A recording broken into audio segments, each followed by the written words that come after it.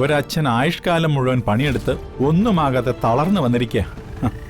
അങ്ങനെയുള്ള ഈ കിളവനെ ഒന്ന് ആശ്വസിപ്പിക്കാനോ ധൈര്യം പകരാനോ ഒരു മക്കള് പോലും ഇല്ലാതായി പോയല്ലോ. അച്ഛനാണെന്ന് പറഞ്ഞാ പോരാ, മക്കളെയൊക്കെ ഒരുപോലെ കാണണം. അവരോട് ന്യായമായിട്ട് പെരുമാറണം.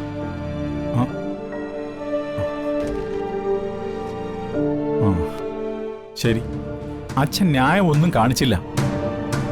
ഇവരിതുവരെ എന്ത് ന്യായമാ അച്ഛനോട് കാണിച്ചിട്ടുള്ളേ?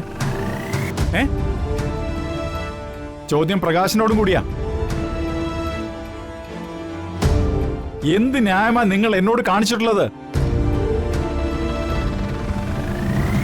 എന്ത് സഹായമായി നിങ്ങൾ എനിക്ക് ചെയ്തു തന്നിട്ടുള്ളേ?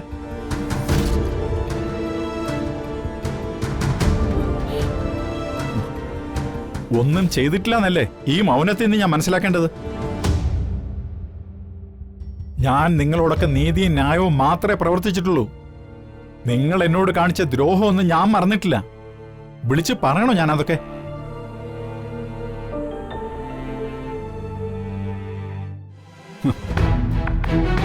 മനോജന്റെ സാഹചര്യം വെച്ച് നോക്കുമ്പോൾ അവന് മാത്രം പണം കൊടുത്ത് സഹായിക്കുന്നത് അച്ഛനമ്മമാരുടെ ഉത്തരവാദിത്വമാണ്. അതും നീതിയിൽപ്പെടുന്ന കാര്യം തന്നെയാ.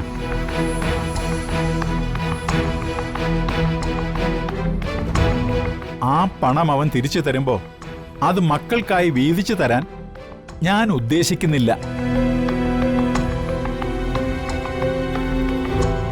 അത് സ്വന്തമായൊരു വീടുണ്ടാക്കാൻ ഞാൻ വിനിയോഗിക്കും.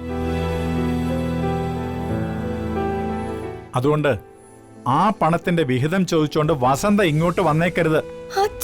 വസന്ത എന്നല്ല, ആരും വന്നേക്കരുത്.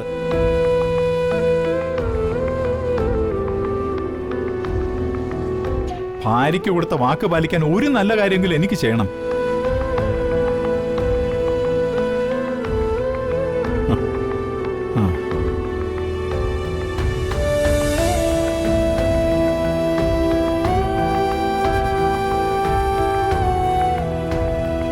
കിട്ടാനുള്ള എല്ലാം കിട്ടിക്കഴിഞ്ഞില്ലേ?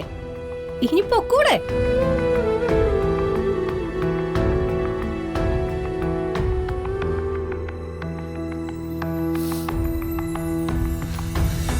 മോളെ, എന്തെങ്കിലും കഴിച്ചിട്ട് പോകാം. വേണ്ട, അച്ഛന്റെ വാക്ക് കേട്ടപ്പോ തന്നെ വയറ് നിറഞ്ഞു. ഒന്നും വേണ്ട. ഇനി ഈ വീട്ടിൽ നിന്ന് പച്ച വെള്ളം പോലും ഞാൻ കുടിക്കത്തില്ല. വാശി പിടിക്കാതെ മോളെ. നീ വരുമെന്ന് അമ്മയ്ക്കറിയില്ലേ? നിനക്കിഷ്ടപ്പെട്ട ആഹാരങ്ങളെല്ലാം അമ്മ ഒരുക്കിയിട്ടുണ്ട്. ചക്കത്തോരനും ചക്കാവിയലും ഉരുളക്കിഴങ്ങ് മെഴുക്ക് വരട്ടിയും എല്ലാം അമ്മ ഉണ്ടാക്കിയിട്ടുണ്ട്. അമ്മ ഉണ്ടാക്കുന്ന കട്ടത്തൈരുണ്ടോ? മനുഷ്യനെ വെറുതെ കൊതിപ്പിച്ചു കൊല്ലും. ഇങ്ങനെ വെറുതെ നോക്കി നിൽക്കാതെ വന്ന് വിളമ്പിത്താത്തൂനെ. അല്ലെങ്കിൽ വേണ്ട, ഞാൻ തനിയെ പോയി വിളമ്പിക്കോളാം. നീ ആണെങ്കിലേ കുറച്ചേ വിളമ്പി തരുള്ളൂ.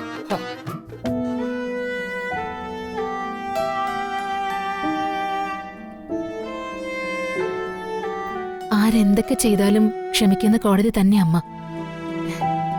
അമ്മയ്ക്ക് സമ അമ്മ മാത്രം.